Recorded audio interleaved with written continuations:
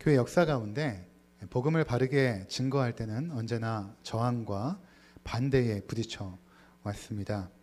오늘 본문의 말씀도 마찬가지인데 베드로와 요한이 복음을 전하자 그 당시에 있었던 종교 권력자들에 의해서 저항에 부딪히게 되었고, 그들은 결국에는 붙잡히게 되고 옥에 갇히게 되었고, 또 신문을 받게 되는 이러한 일련의 과정을 우리가 보고 있습니다. 오늘 먼저 성경을 보니까 1절과 2절에 사도들이 백성에게 말할 때에 제사장들과 성전 맡은 자, 성전 맡은 자들은 그 당시에 그 예루살렘 성전의 치안을 맡고 있었던 사람들을 말하고 있습니다. 로마에서 파견된 그런 병력들이 중심이 되었고, 거기에는 관리들도 있고 또 여러 직책으로 이 성전을 관리하게 되었는데, 거기 있는 사람들을 의미합니다. 그리고 사두개인들이 등장합니다. 이 사두개인들이 어떤 사람들인가 하면 성경에 바리새인과 사두개인들 이렇게 등장하지 않습니까? 그 당시에 종교적인 두 그룹 중에 한 그룹입니다.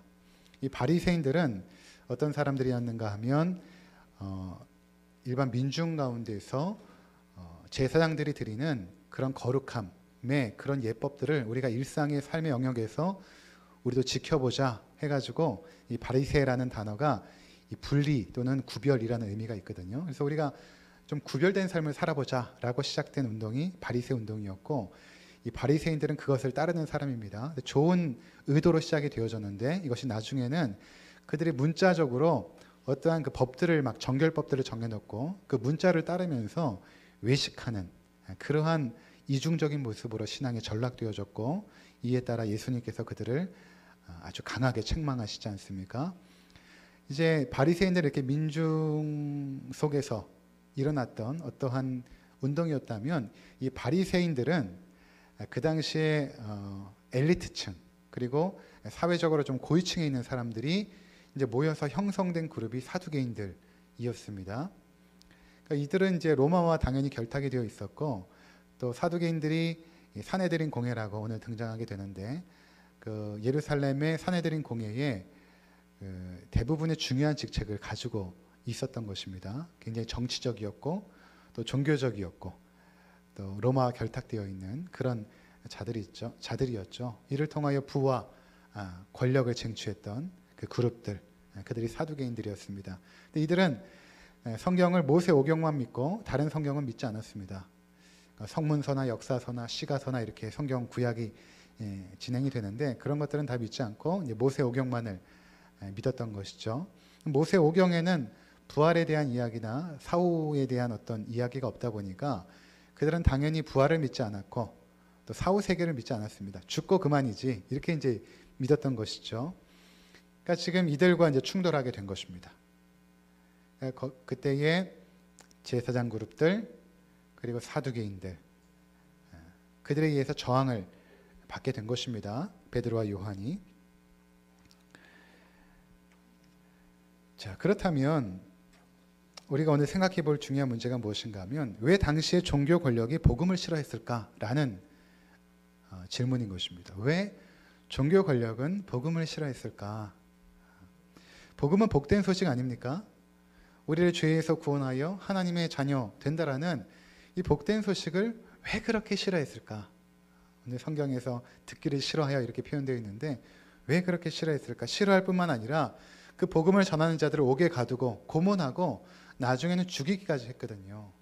왜 그렇게까지 했을까? 라는 것에 대해서 우리가 살펴보고자 하는 것입니다. 가장 이제 중요한 것은 그들이 믿고 있었던 어떤 신앙이나 신념과 대치가 되었기 때문이고, 또 그것이 이제 표면적인 이유라고 한다면 근본적인 이유는 복음이 그들의 안에 있는 숨겨져 있는 죄의 본성을 들춰냈기 때문에 그들이 견딜 수가 없었던 것이죠. 이 부분에 대해서 우리가 오늘 살펴보고자 하는 것입니다. 일단 사두개인들은 부활이 없다고 믿었기 때문에 부활을 증거하는 것이 마음에 안 들었을 것입니다. 제사장들은 자신들의 그리스도는, 메시아는 다윗 왕처럼 보기에도 아름답고, 그리고 어떠한 왕권을 가지고, 권위를 가지고, 능력을 가지고 경제적인 부흥과 군사적인 강력한 리더십을 가지고 자신들을 이끌 거라고 믿었기 때문에 제사장 그룹에서도 예수를 인정하지 않았던 것입니다. 너무나 볼품이 없었기 때문이죠. 이사야 53장이 말한 것처럼 흠모할 만한 것이 하나도 없었던 것입니다. 예수님의 모습 가운데. 뭐 간혹 가다가 예수님의 이렇게 그림을 그려놓은 뭐 사진, 이렇게 그림 같은 거 보지 않습니까? 머리가 이렇게 장발로 아주 멋진 예수님을 그려놓는데 실제로 예수님은 그런 모습이 아닙니다. 약간 서구인처럼 그려놓지 않았습니까? 그렇지 않고 이제 신학자들은 약간 아프리카 계통의 얼굴이 좀 까맣고 마르고 한 그런 어떤 볼품없는 모습이었기 때문에 예수님을 그리스도로 메시아로 그들이 인정하고 싶지가 않았던 것이죠.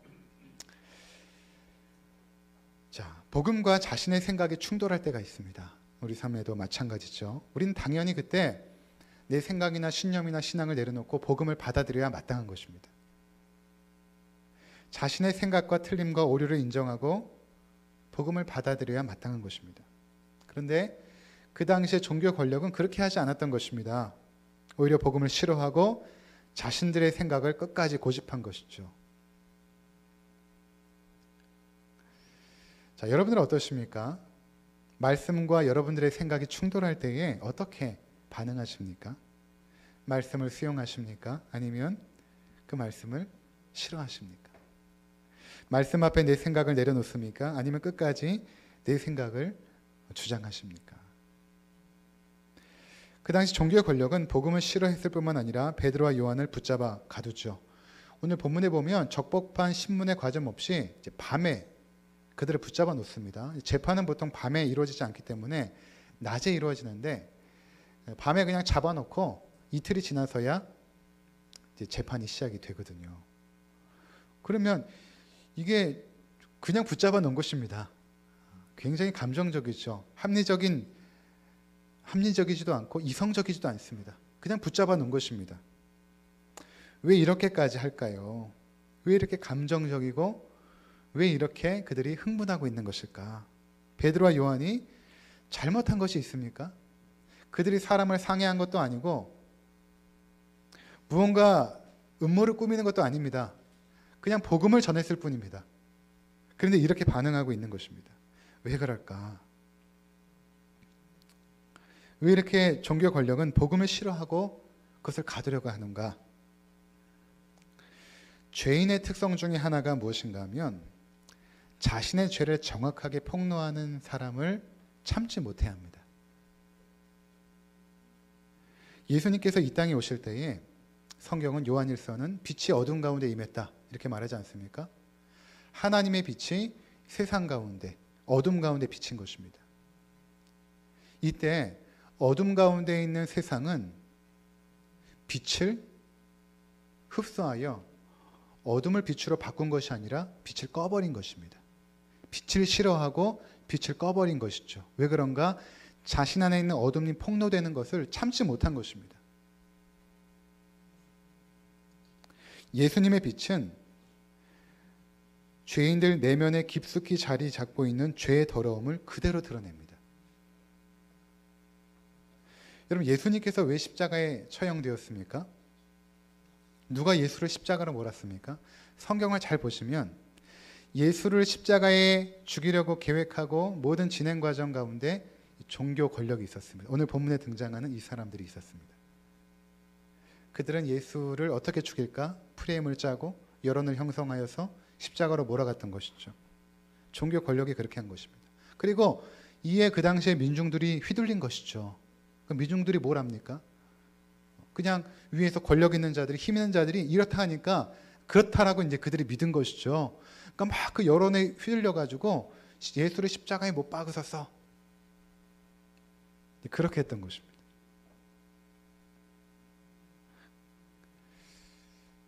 그래서 예수님께서 그 당시에 그 종교 권력자들을 향한 그 강한 책망과 그 비판이 있었거든요. 그것을 그들이 이제 참지 못한 것입니다. 예를 들어서 마태복음 23장에 보면 화 있을진저 하시면서 그 당시에 종교 권력자들을 향하여 아주 신랄한 책망을 하십니다. 몇 구절만 제가 뽑아보았는데 우리 함께 보도록 하겠습니다. 마태복음 23장 13절에서 15절입니다. 우리 함께 읽겠습니다. 화 있을진저 외식하는 서기관들과 바리새인들이여, 너희는 천국 문을 사람들 앞에서 닫고 너희도 들어가지 않고 들어가려는 자도 들어가지 못하게 하는도다. 또 15절 보시기 바랍니다. 시작. 화 있을진저 외식하는 서기관들과 바리새인들이여, 너희는 교인 한 사람을 얻기 위하여 바다와 육지를 두루 다니다가 생기면 너희보다 배나 더 지옥 자식이 되게 하는도다. 어떻게 이렇게 담대하게 예수님께서 그들의 죄악들을 들춰내시면서 책망하셨을까? 화 있을진저 외식하는 서기관과 바리새인들이요. 이 외식이라는 단어가 가면을 썼다라는 단어거든요. 속에는 더럽고 문드러져 있는데 거룩의 가면을 쓰고 마치 선한 것처럼 거룩한 것처럼 그렇게 했던 것입니다. 그리고 진정으로 하나님 앞에 나오는 자들을 잘못된 길로 인도했던 그 당시의 종교 권력자들, 그들을 향하여 책망하신 것입니다. 또 마태복음 23장 33절과 34절에는 이렇게 책망하시거든요. 우리 함께 읽겠습니다. 뱀들아, 독사의 새끼들아, 너희가 어떻게 지옥의 판결을 피하겠느냐? 그러므로 내가 너희에게 선지자들과 지혜 있는 자들과 서기관들을 보내매 너희가 그 중에서 더러는 죽이거나 십자가에 못 박고 그 중에서 더러는 너희 회당에서 채찍질하고 이 동네에서 저 동네로 따라다니며 박해하리라. 뱀들아, 독사의 새끼들아, 마귀의 자식들아, 이런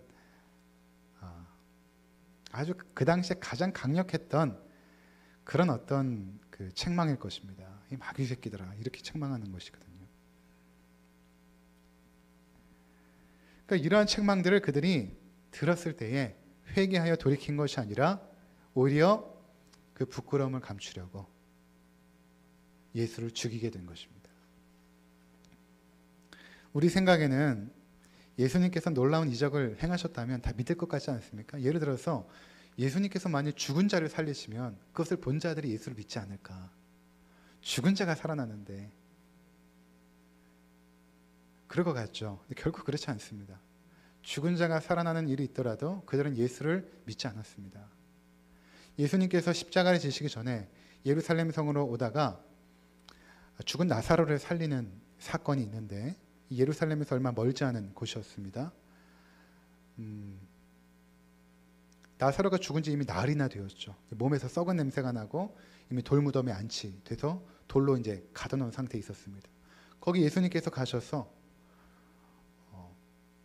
그 막혀있던 그 돌을 치워라.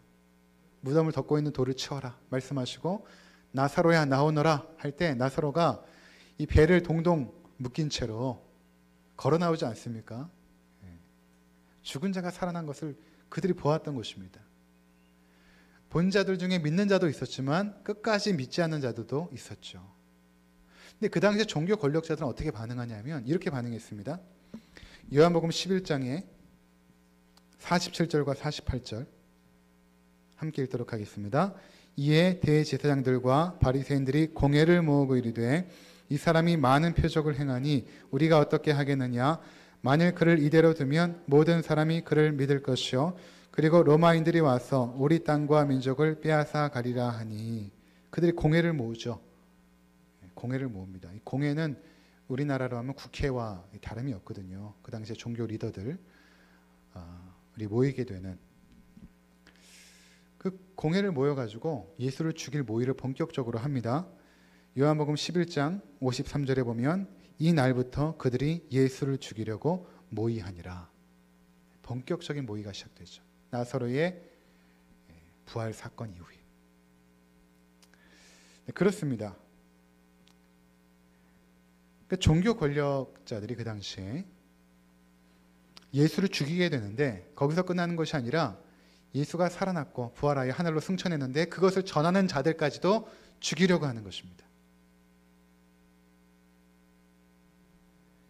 그러니까 자신 안에 그렇게 더럽고 추악한 죄들, 그것을 어떻게든 감추고 싶었던 것이죠. 결국 예수를 죽인 죄까지 있지 않습니까?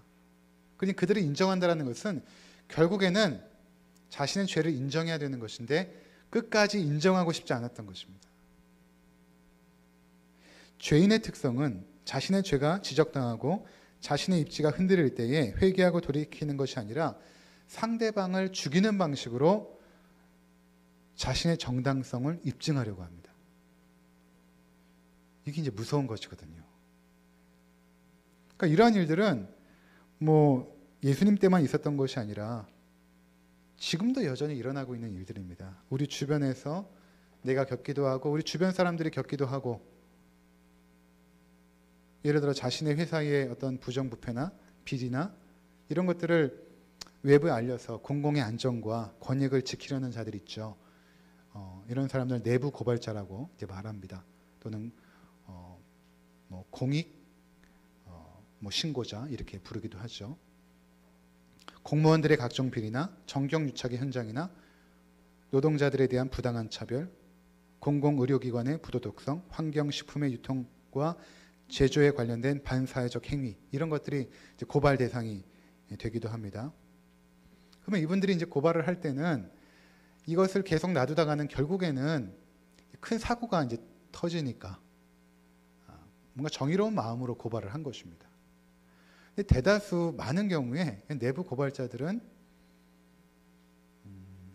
주변 사람들로부터 왕따를 당하기도 하고, 또 때로는 회사에서 징계를 받기도 하고, 또는 평생 직장이었던 곳에서 내쫓기기도 하죠. 그러니까 자기의 어떤 실체 또는 죄악들, 잘못됨들을 감추기 위하여 어떻게 합니까? 상대방을 죽이는 것입니다. 그래야만 내가 살아남을 수 있기 때문에. 창세기 4장에 보면 가인이 동생 아울을 들로 끌고 나가서 돌로 쳐 죽이는 사건이 발생하지 않습니까? 창세기 3장에 아담과 하와를 창조하고 나서 그의 자녀 가인과 아벨이 태어나는데 가인이 아벨을 쳐 죽입니다. 왜 쳐 죽입니까? 그들이 하나님 앞에 예배를 드리죠. 가인도 예배를 드리고 아벨도 예배를 드립니다. 근데 하나님께서 가인의 제사를 받지 않습니다. 그러니까 하나님이 가인의 제사를 받지 않으니 가인이 분노한 것이죠. 화가 나서 분노하는데 하나님은 보이지 않으니까 그 분노를 동생 아벨에게 풀어버립니다. 어떤 식으로 풀었는가? 동생을 쳐 죽이지 않습니까? 뭐 어떤 사람들은 뭐 재물에 문제가 있었다 이렇게 말하는데 그렇지는 않습니다. 하나님은 재물에 관심이 있는 분이 아니시죠. 성경이 이렇게 말하고 있습니다. 우리 한번 보시면 창세기 4장 4절부터 8절입니다. 함께 읽도록 하겠습니다. 아벨은 자기도 양의 첫 새끼와 그 기름으로 드렸더니 여호와께서 아벨과 그의 제물은 받으셨으나 가인과 그의 제물은 받지 아니하신지라. 가인이 몹시 분하여 안색이 변하니 여호와께서 가인에게 이르시되 내가 분하여 함은 어찌 됨이며 안색이 변함은 어찌 됨이냐. 내가 선을 행하며 어찌 낯을 듣지 못하겠느냐. 선을 행하지 아니하면 죄가 문에 엎드려 있느니라. 죄가 너를 원하나 너는 죄를 다스릴지니라. 가인이 그 아우 아벨에게 말하고 그들이 들에 있을 때에 가인이 그의 아우 아벨을 쳐 죽이니라. 자, 여기 보면 4절에 여호와께서 아벨과 그의 제물은 받으셨다. 또 5절에 가인과 그의 제물은 받지 아니하신지라. 그러니까 하나님은 사람을 받고 제물을 받지 제물에 관심이 있지 않거든요. 그러니까 아벨을 보니까 아벨은 신실하고 거룩했습니다. 그래서 하나님께서 아벨을 받으시고 그의 제물도 받으셨지만 가인의 삶은 그렇지 않았던 것입니다. 하나님 보기에 부끄러운 삶을 살았고 하나님을 의지하지도 않고 순종하지도 않는 죄악된 삶을 살았기에 가인과 그의 제물도 받지 않으신 것이죠. 가인을 받지 않으니 그가 아무리 좋은 것을 드려도 하나님은 받지 않으십니다. 그러니까 이미 그의 삶 자체가 왜곡되어졌고 죄악으로 가득 찼기 때문에 그 예배를 받지 않자 가인이 어떻게 반응합니까? 하나님을 향하여 분노합니다. 그 분노가 어느 정도였는가? 8절에 보니까 아벨에게 이제 말로 하여서 들로 이제 끌고 나갑니다. 그래서 거기서 돌로 쳐 죽이죠. 하나님이 보였다면 하나님은 쳐 죽였을 것입니다. 하나님이 보이지 않으니 하나님의 형상으로 창조된 아벨을 죽인 것입니다. 아벨이 잘못한 게 없죠. 아벨이 뭐 가인에게 뭐 한 것이 뭐가 있습니까? 아무것도 없습니다. 근데 가인은 쳐 죽입니다. 아벨을 통하여 자신의 죄와 그 죄에 비참한 그 낱낱이 드러나게 되었기 때문에 아벨을 참지 못한 것입니다. 그가 살아있는 한 계속해서 자신은 정죄감 가운데 살 수밖에 없기 때문에 그런 건 아니겠습니까? 여러분, 이러한 그 죄악의 본성이 우리 가운데 있습니다. 그러니까 여러분, 우리가 이 땅에 살아가면서 어떠한 일들을 경험하고 당할 때, 직장에서나 또는 뭐 가정에서나 또는 어떤 뭐 모임에서 잘 분별해야 됩니다. 내가 정말 나의 죄를 감추기 위하여 상대방을 죽이고 있지 않은가? 난 정말로 내 죄를 인정하고 있는가? 나의 허물과 잘못들, 그 비참함들을 정말 인정하고 있는가? 근데 이것을 인정하는 것이 사실은 타락한 본성으로는 불가능합니다. 그러니까 회개라는 것이 죄악된 본성으로는 불가능한 것입니다. 하나님의 은혜가 임해야만 회개를 하게 됩니다. 제가 전에 그 말씀드린 적이 있지 않습니까? 그 어떤 분 돌아가시는데 한 50대 중반의 여자분인데 뭐 교회는 나오신 적이 없고 그 딸만 나왔는데 이제 엄마가 갑자기 돌아가시니까 목사를 좀 불러달라 해가지고 제가 간 것이죠. 새벽에 갔는데 그 남편이 옆에 서 있고 딸은 옆에서 울고 있고 그 돌아가시는 분을 향하여 복음을 전하는데 제가 어머니, 그동안 인생 가운데 하나님 앞에 잘못하고 범죄했던 것들 인정하시고 회개하고 용서함을 받으시기 바랍니다 말했더니 그 죽어가는 분이 눈을 꼭 감은 채로 막 고개를 이렇게 흔듭니다. 죽어가면서도 인정하지 않더라고요. 죽어가면서도 다 당황한 것이죠. 그래도 뭐 어떻게 합니까? 끝까지 복음을 전하고 하긴 했지만 그만큼 회개하는 것은 하나님의 은혜가 임하지 않고는 불가능한 것입니다.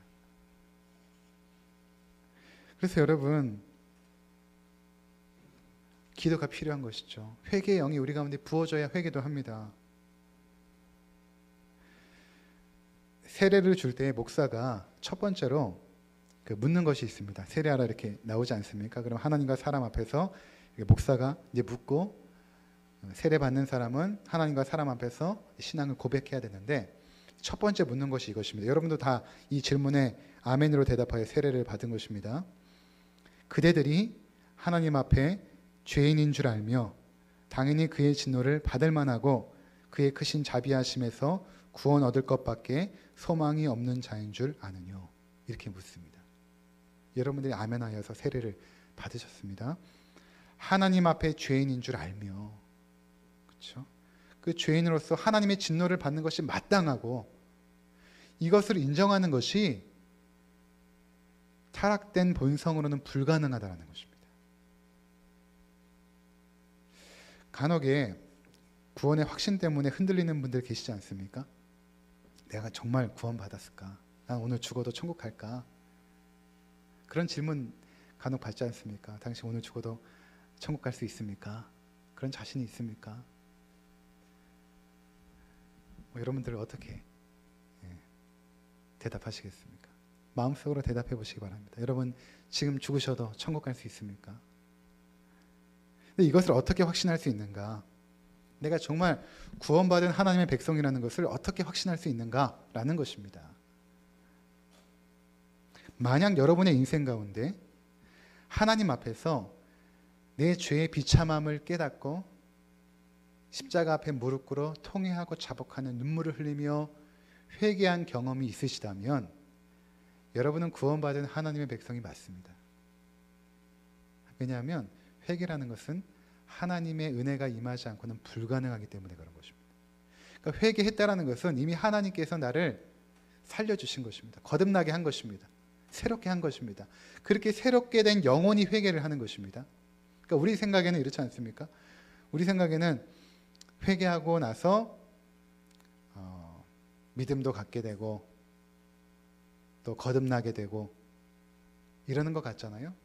근데 신학을 공부하다 보면 구원론이라는 것이 있는데 그 구원론에서 중요하게 다루는 주제가 구원의 서정이라는 것입니다. 구원의 서정은 무엇인가 하면 우리가 구원받은 그 과정과 그 하나님의 뜻들과 계획과 섭리들을 이렇게 자세하게 살펴보는 내용이 구원의 서정입니다. 우리가 어떤 과정으로 구원을 받게 되는가? 7가지 과정으로 설명을 합니다.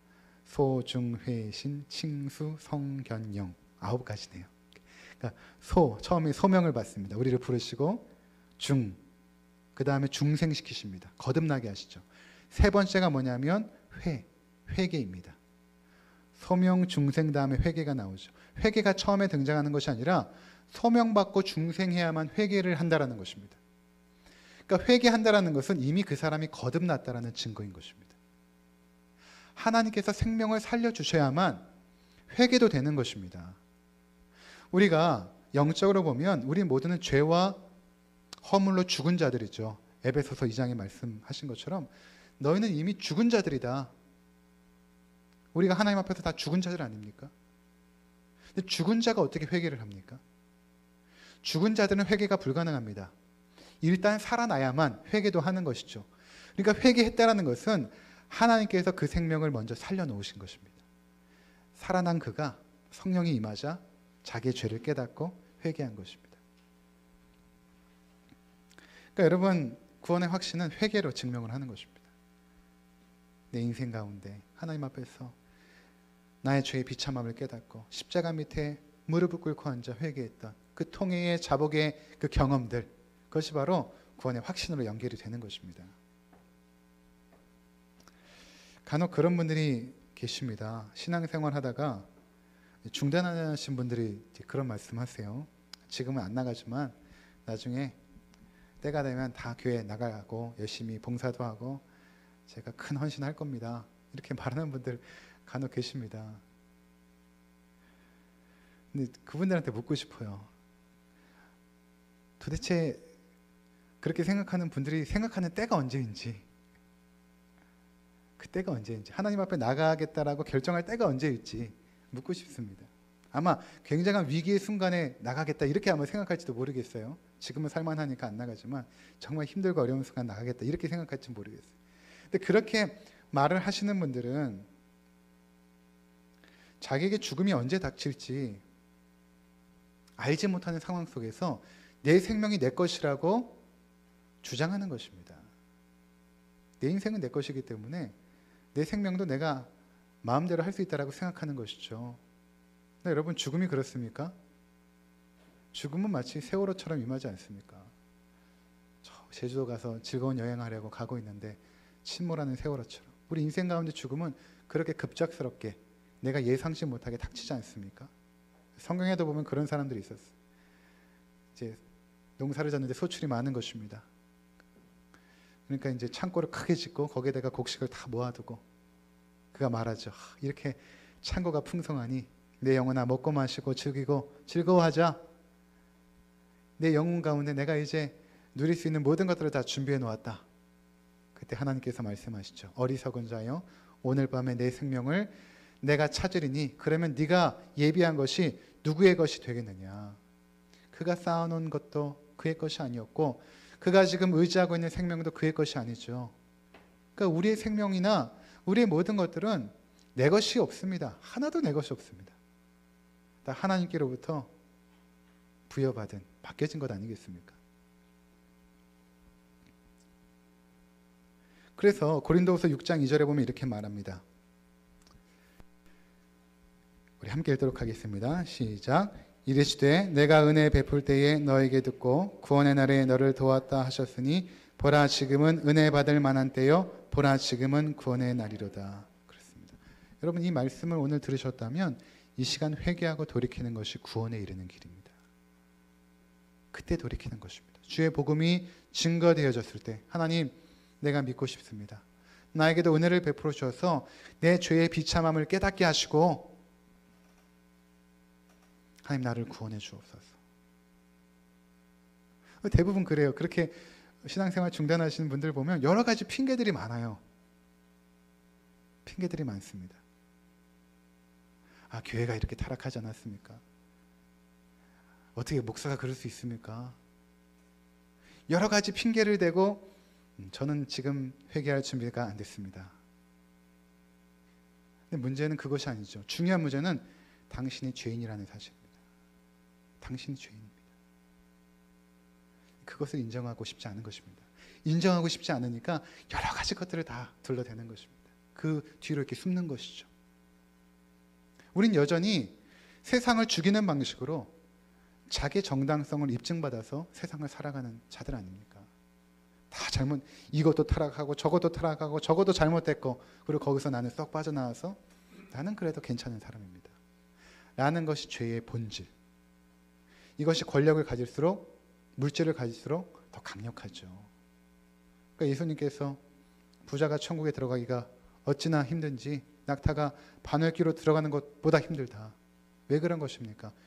회개하기가 어려운 것입니다. 의지할 것들이 많으니 그런 것입니다.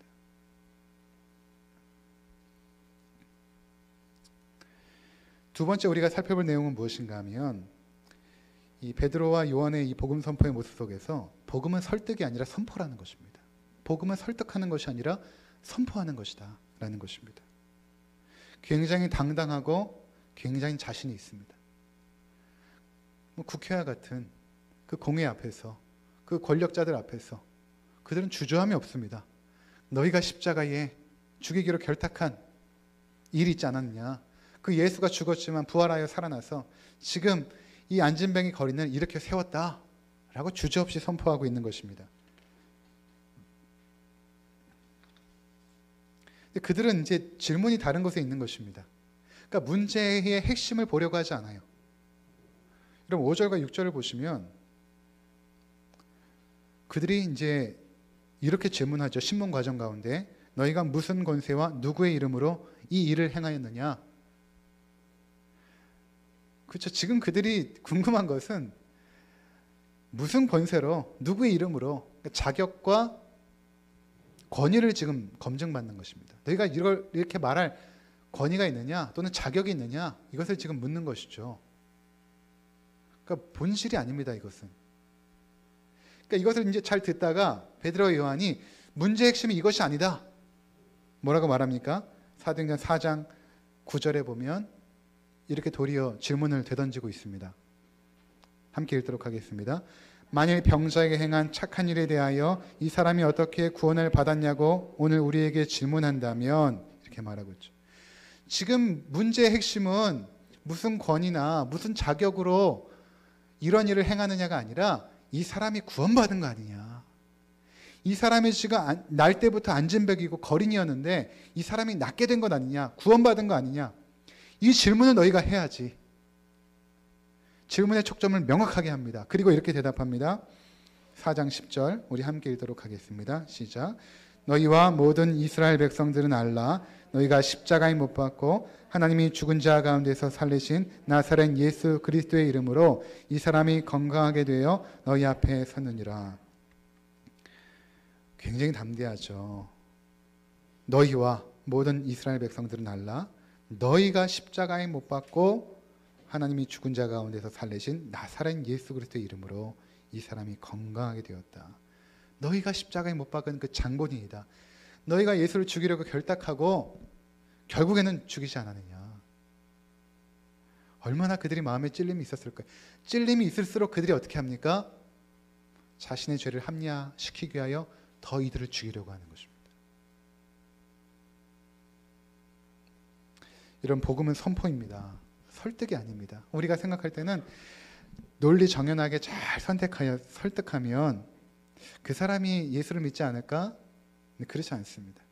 복음은 그렇게 역사하지 않습니다. 아무리 어눌한 사람일지라도 복음을 선포하면 되는 것입니다. 베드로와 요한이 선포하죠. 주저함이 없습니다.